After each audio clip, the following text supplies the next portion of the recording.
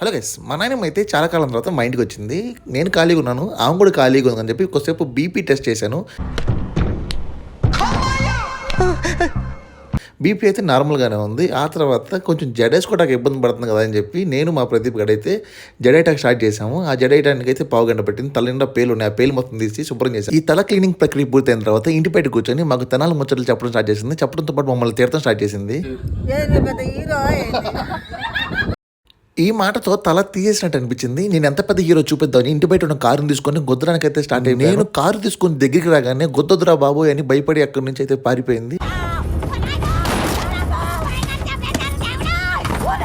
ఆ తర్వాత పొద్దునే లేవగానే నాయనమ్మ అయితే కనపడలేదు. ఎక్కడుందో అని ఎదుగుతూ ఉంటే నాకు చిరాల స్టేషన్లో తెనాలి ట్రైన్ ఎక్కుతూ కనపడింది. మీరు మీ నాయనమ్మని ఈ విధంగా ఆట పట్టించండి. ఈ వీడియో అయితే వాళ్ళకి షేర్ చేయండి. నేనైతే మా నాయనమ్మని మళ్ళీ చిరాలు రావా అని అడిగాను.